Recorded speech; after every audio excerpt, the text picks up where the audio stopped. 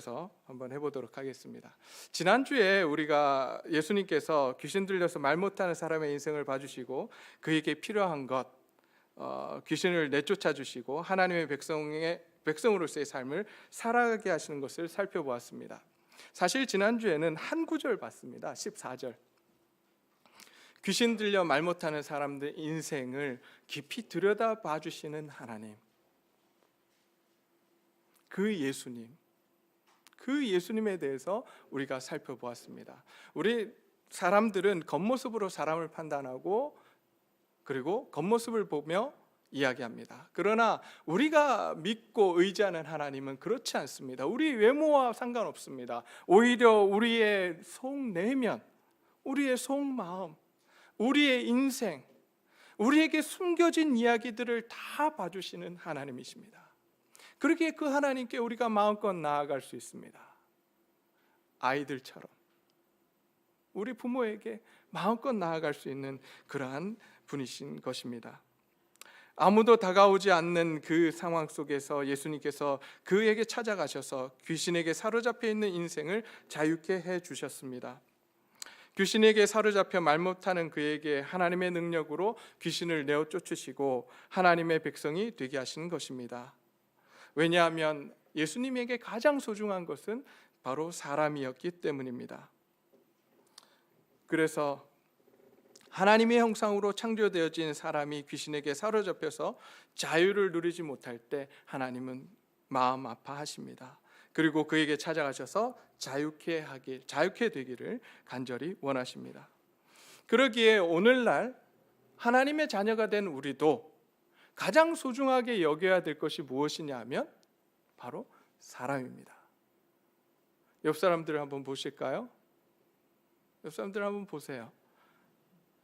당신은 소중한 하나님의 자녀입니다. 한번 그렇게 고백해 보실까요? 네. 하나님의 소중한 자녀입니다. 네. 하나님의 자녀입니다. 소중합니다. 근데 그 소중하다라고 하는 그 사실을 우리가 보지 못할 때가 있습니다. 하나님의 형상이 그 속에서 보이지 않는다면, 우리가 그 형상을 볼 수 없다면 그 사람을 사물처럼 대하고 물건처럼 대하며 노예처럼 대할 때가 있습니다. 그러나 우리는 항상 기억해야 합니다. 우리 자신이 하나님의 형상으로 지어진 것처럼 옆 사람도 역시 하나님의 형상으로 지어졌다는 사실을 우리는 기억해야만 합니다. 그래서 사람을 소중하게 여기는 저희 교회가 되기를 소원합니다. 이러한 소중하게 여기는 것이 어디서부터 시작이 되어야 되느냐? 가정에서부터 시작돼야 됩니다. 저도 참 저희 아내를 소중하게 여기지만 항상 부족한 게 뭐냐면 말이에요. 사랑한다는 말을 잘 할까요? 못 할까요? 네, 경상도 남자라는 핑계를 한번 대봅니다. 네. 잘 못해요. 마음은 그렇지 않은데 말이 잘 안 돼요. 그나마 저희 딸내미가 와서 계속해서 연습을 하고 있습니다. 사랑한다는 이야기도 해주고 또 저희 딸이 엄마한테 사랑한다고 고백해 요구도 하기도 하고 그러고 있습니다. 저도 연습하고 있습니다. 함께 연습해 갈 수 있었으면 좋겠습니다. 가족들에게 사랑한다는 말 한마디, 자녀에게 사랑한다는 말 한마디. 사실 저희 아버지 어머니에게도 사랑한다는 말을 참 못한 것 같아요. 처음 제가 한 적이 언제냐면 갑자기 언제냐면 저희 아버지가 미국에서 굉장히 아프셨을 때 그 병원에서 이때가 아니면 하지 못할 수도 있겠다, 그런 마음이 들었을 때가 있습니다.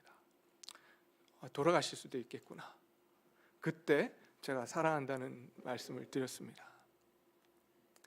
정말 우리가 옆 사람을 소중하게 여긴다면 우리가 평소에 이런 고백들을 많이 할 수 있었으면 좋겠습니다. 하나님께서 가족으로 묶어주셨습니다. 그 가정 안에서 그런 사랑과 위로를 나누는 저와 여러분들이 되셨으면 좋겠습니다. 뿐만 아니라 이 교회를 하나님의 가족 공동체로 불러주셨습니다. 그러기에 하나님이 주신 오늘 이 시간 이 순간에 우리가 이 순간 서로를 위해서 기도하고 서로에게 사랑한다고 고백할 수 있는 그냥 립 서비스가 아닌 정말 우리의 마음을 담아서 위로하고 격려할 수 있는 저와 여러분들이 되시기를 소원합니다. 그럴 때 하나님의 사랑이 우리를 통해서 주위 모든 사람들에게 흘러나가게 될 것입니다. 오늘은 이렇게 귀신 들려 말 못하는 사람에게 귀신을 쫓아내시고 자유케 하신 이 사건을 보며 무리가 어떻게 반응했고 또 그 반응하는 무리에게 예수님께서 어떻게 말씀을 하시는지 한번 살펴보기를 원합니다. 본문을 이해하기 위해서 이 세상의 지배 세력에 대해서 우리가 한번 살펴봐야 되는데요. 우리가 생각할 때는 그냥 세상이 존재하는 것 같지만 그렇지 않습니다. 성경에서 뭐라고 이야기하냐면 이 세상에는 두 세력이 있다라고 이야기합니다. 한 세력은 오늘 이 세상은 영적 전쟁터라고 말합니다. 그러기에 두 세력 간에 전쟁이 계속해서 일어나고 있어요. 한 세력은 누굴까요? 하나님이십니다. 또 한 세력은요, 사단이에요. 이 하나님과 사단 사이에 계속 영적인 전쟁이 벌어지고 있습니다. 물론 예수님께서 십자가에서 죽으시고 3일 만에 부활하셔서 사단을 이기셨습니다. 그럼에도 불구하고 하나님의 나라는 아직 완성되지 않았습니다. 이제 예수님께서 다시 오실 때에 하나님의 나라가 완성될 것입니다. 그때는 사단이 더 이상 힘을 얻지 못하고 저 지옥으로 가게 될 것입니다. 그러나 아직 사단은 이 세상의 권세를 잡고 우리를 흔들고 있습니다. 그래서 오늘 본문 말씀을 보게 되면 오늘 본문 가운데 어떻게 이야기하고 있냐면 예수님께서 강한 자와 더 강한 자라고 말씀을 하십니다. 강한 자는 누굴까요? 사단입니다. 더 강한 자는요, 하나님이십니다. 이렇게 우리가 사는 세상은 하나님과 사단 사이의 영적인 전쟁터인 것입니다. 그러면 이 전쟁터 사이에 그럼 중립지대가 있을까요, 없을까요? 예수님께서는 중립지대가 없다고 말씀하십니다. 사단의 지배를 받든지 하나님의 지배를 받든지 둘 중에 하나라고 말씀을 하고 있습니다. 자, 이러한 선지식을 가지고 오늘 본문 말씀을 살펴보겠습니다. 오늘 본문 말씀 15절과 16절을 보게 되면 무리가 예수님을 모함하기 시작합니다. 어떤 모함을 합니까? 귀신의 왕 바알세불에 들려서 저런 귀신을 내쫓는 일을 하고 있다라고 모함합니다. 그리고 어떤 사람들은 예수님을 시험합니다. 하늘로부터 오는 표적을 보여달라고 그렇게 예수님을 시험합니다. 자, 이렇게 예수님을 시험할 때 예수님이 어떻게 반응하셨을까요? 저 같으면 난리 났을 거예요. 저도 한성질 하거든요. 난리 쳤을 텐데 예수님께서는 그러지 않으십니다. 예수님께서 이 바리새인들도 사랑하시며 이들을 설득해 가십니다. 엉뚱한 소리 하지 말라고 설득하십니다. 무엇이 중요한지 자신들이 누구에게 지배를 받고 있는지 모르는 바리새인들 향해서 예수님은 설득을 하고 계십니다. 근데 예수님의 설득은 굉장히 상식적이고 논리적입니다. 많은 분들이 믿음이 비상식적인 것이라고 생각을 합니다. 그러나 성경을 보게 되면요, 오히려 상식적입니다. 오히려 논리적이에요. 만약에 예수님께서 믿음이 상식적이지 않고 비논리적인 것이라고 했다면 아마 이 바리새인들에게 어떻게 보여주셨을까요? 말로 설명하지 않고 어떻게 하셨을까요? 저 같으면 하늘에서 번개가 치고 천둥이 치고 천사가 내려오게 해서 그렇게 이들에게 내가 메시아의 힘을, 하나님의 아들임을 보여주었을 것 같아요. 그러나 예수님께서 그렇게 하지 않으십니다. 오히려 어떻게 하시냐면 말로 설명하십니다. 오늘 그 말씀이 17절 말씀입니다. 첫 번째 이렇게 말씀하십니다. 스스로 분쟁하는 나라는 무너진다는 것입니다. 그래서 스스로 분쟁하는 나라마다 황폐해지고 스스로 분쟁하는 집은 무너진다라고 말씀합니다. 그러니 너희 말이 내가 바알세불을 힘입어 귀신을 쫓아낸다 하니 만일 사단이 스스로 분쟁하면 그 나라가 어떻게 서겠느냐? 설 수 없다는 거예요. 무슨 말씀입니까? 너희가 주장하는 것이 참이다, 거짓이다. 어떤 거예요? 거짓이라는 거예요. 아니라는 거예요. 너희도 그 사실을 알고 있지 않냐고 지금 반박하고 계시는 것입니다. 두 번째, 정말 내가 귀신의 왕 바알세불의 힘을 빌어서 귀신을 내쫓았다면, 그러면 그 당시 바리새인들도 귀신을 내쫓는 일들을 했거든요. 그런 일을 하는 그 능력은 어디서 나왔냐는 거예요. 너희도 그런 일을 하지 않았니? 그럼 너희는 그 일을 어디서부터 왔다라고 사람들에게 이야기했냐는 겁니다. 그들이 이야기하기를 하나님께서 이렇게 귀신을 내쫓는다라고 분명히 고백했거든요. 그러니 너희가 이야기하는 것이 맞지 않다라고 이야기하십니다. 그러면서 하시는 이야기가 뭐냐면, 하나님의 능력으로 귀신을 내쫓는다면 하나님의 나라가 이미 이곳에 임했다라고 말씀을 하십니다. 자, 여기서 보면 성경을 보게 되면 여기 20절에 그러나 내가 만일 하나님의 손을 힘입어 귀신을 쫓아낸다면 돼 있잖아요. 여기서 하나님의 손은 무엇을 의미하냐면 하나님의 능력, 하나님의 권능을 의미합니다. 하나님의 능력으로 귀신을 내쫓았다면 이미 하나님의 나라가 임했다라고 말씀하고 있습니다. 자, 그러면서 이렇게 말씀을 이어가십니다. 강한 자가 무장을 하고 자기 집을 지킬 때에는 그 소유가 안전하되 더 강한 자가 와서 그를 굴복시킬 때에는 그가 믿던 무장을 뺏기고 그 재물을 나누느니라, 이렇게 말씀합니다. 아까 말씀드렸죠? 더 강한 자가 누구라고요? 강한 자가 누구라고요? 사단. 더 강한 자는요? 하나님이에요. 사단이 지금 이 말 못하게 하는 사람을 지배하고 있었어요. 근데 더 강한 자가 왔어요. 그 누구예요? 예수님이세요. 하나님이세요. 하나님이 와서 그 강한 자를 내쫓습니다. 그리고 그 매여 있던 인생을 자유케 하시는 거예요.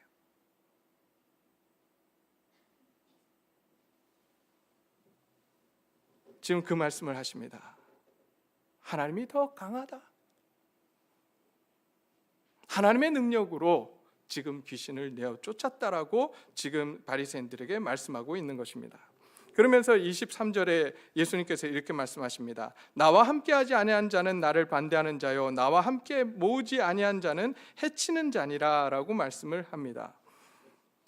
다른 번역본을 보게 되면 이렇게 말씀합니다. 메시지 성경에 이렇게 기록되어 있습니다. 이것은 전쟁이며 중립지대는 없다. 내 편이 아니라면 너희는 내 적이다. 돕지 않으면 방해하는 것이다 라고 말씀을 하고 있는 겁니다. 그리고 나서 24절부터 26절까지는 예수님과 함께하지 않는다면 너희의 인생이 어떻게 될 것인지에 대해서 말씀을 해주고 있습니다.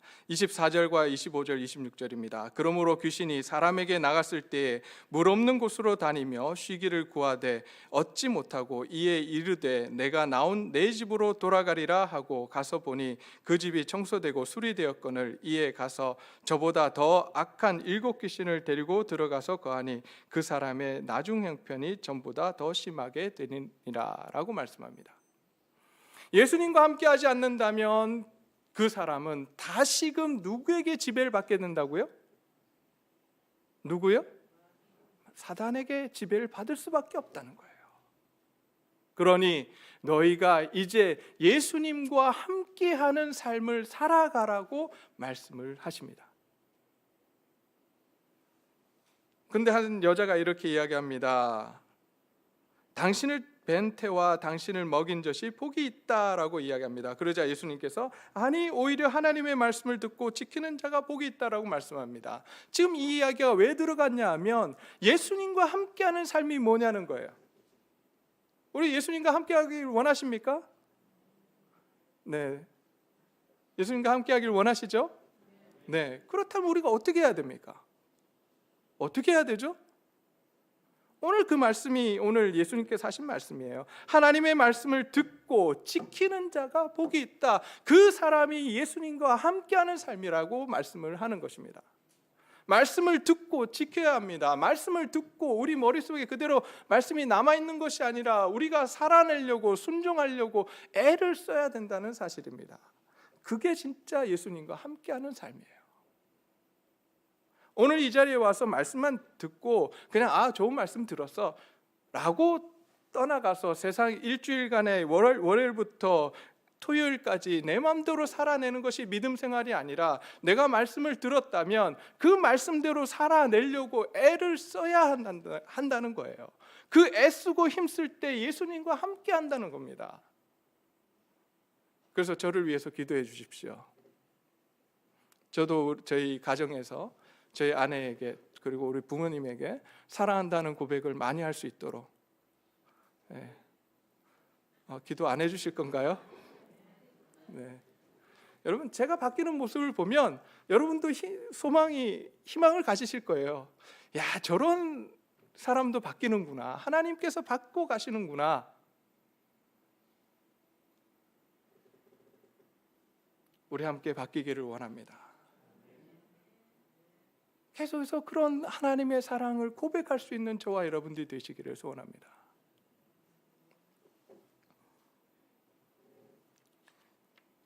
근데 그 다음 요나의 표적을 예수님께서 말씀하기 시작합니다. 예수님께서 메시아이심을 함께하는 삶을 이렇게 이야기하심에도 불구하고 사람들이 알지 못합니다. 예수님이 메시아이심을 알지 못해요. 계속해서 예수님에게 모함하고 시험합니다. 왜 그러느냐? 바리새인들 위해서 논증하고 설득하심에도 불구하고 깨닫지 못하는 이 무리들이 눈이 어두워져서 그렇다고 말씀합니다. 예수님이 메시아이심을 볼 수 있는 눈이 없다라고 말씀하십니다. 왜냐하면 그들은 그들이 가지고 있는 편견과 선입견이 있기 때문입니다. 진리를 보고도 깨닫지 못하며 진리를 왜곡하고 자신들의 편리와 유익을 위해서 해석하고 적용하는 어리석음을 저지르고 있다는 것입니다.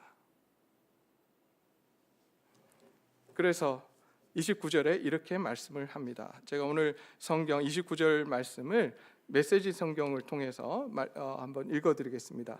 이 시대의 풍조가 다 잘못되었다. 사람마다 증거를 찾고 있으나 엉뚱한 증거를 찾고 있다. 너희는 너희 호기심을 만족시켜주고 기적에 대한 너희의 욕망을 채워줄 무언가를 찾고 있다. 그러나 너희가 얻게 될 유일한 증거는 요나가 니느웨 사람들에게 준 증거뿐이다. 그것은 전혀 증거처럼 보이지 않는다. 인자와 이 시대는 요나와 니느웨와 같다라고 말씀합니다. 여러분, 이 말씀을 이해하기 위해서 사실 요나가 누구인지를 우리는 알아야 합니다.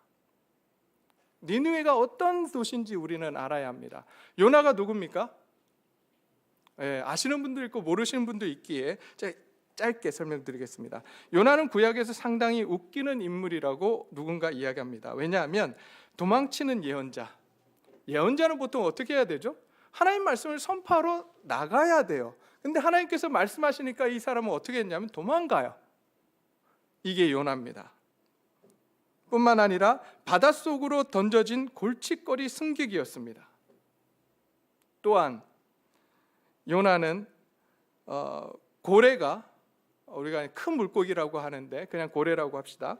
고래가 소화하지 못한 먹잇감이었습니다.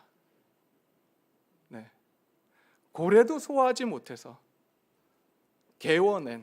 바닷가에 가서 개워낸 사람이 요나예요.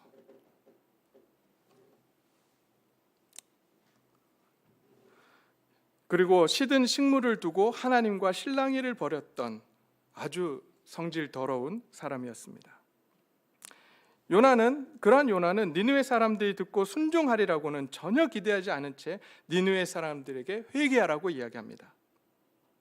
그런데 니느웨 사람들이 요나의 말에 귀를 기울였습니다. 그리고 회개하기 시작했습니다. 하나님께서 니느웨 성을 용서해 주십니다. 그런데 요나보다 더 크신 예수님이 지금 회개할 때라고 외치고 자기 백성에게 말씀하시지만 사람들은 예수님을 무시하고 모함합니다. 여기에 전설적인 솔로몬보다 더 지혜로우신 예수님이 계시지만 백성들은 귀담아 듣지 않습니다. 왜요? 왜 그랬을까요? 아까 좀 전에 말씀을 드렸지만 그들에게는 볼 수 있는 눈이 없었습니다. 예수님이 메시아이심 있다라고 하는 사실을 볼 수 있는 눈이 어두웠습니다. 왜 그렇게 눈이 어두웠습니까? 그들이 가지고 있었던 편견과 선입견, 고정관념 때문입니다. 예수님께서 자신들이 세워놓은 전통과 틀을 넘어서자 자신들을 살펴보는 것이 아니라, 자신들이 하나님 앞에서 제대로 서 있나 살펴보는 것이 아니라 자기의 전통과 틀을 넘어선 예수님을 제거하려고 합니다. 죽이려고 합니다.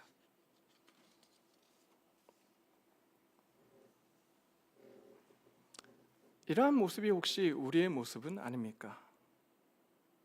우리는 어떤 눈을 가지고 있습니까? 진리를 바로 볼 줄 아는 그러한 눈을 가지고 있습니까? 우리가 진리를 바로 볼 수 있는 눈을 갖기를 소원합니다. 그러기 위해서 우리는 무엇보다도 우리가 가지고 있는 편견과 선입견 그리고 고정관념을 내려놓아야 합니다. 그때 우리는 진리를 바로 보고 깨닫게 될 것입니다. 중간은 없습니다. 엘리야가 갈멜산에서 이스라엘 백성들을 향해 외쳤던 것처럼 오늘날 하나님께서 우리에게 외치고 계십니다. 언제까지 둘 사이에 머뭇거리고 있겠느냐? 어서 하나님의 통치 가운데 들어오라고 말씀하고 있습니다. 우리가 그 음성을 들을 수 있기를 소원합니다. 우리가 가지고 있는 생각의 틀, 우리가 가지고 있는 고정관념들을 내려놓고 이제 하나님 앞에 나아가기를 소원합니다. 이 시간 우리 찬양하면서 내 고정관념, 내 편견을 내려놓고 오직 예수님 한 분만을 바라보며 그리고 그 주님의 사랑에 매여 살아가겠노라고, 세상에 그 어떤 것을 따르지 아니하고 오직 주의 임재 안에서 살아가겠노라고 우리가 함께 고백하기를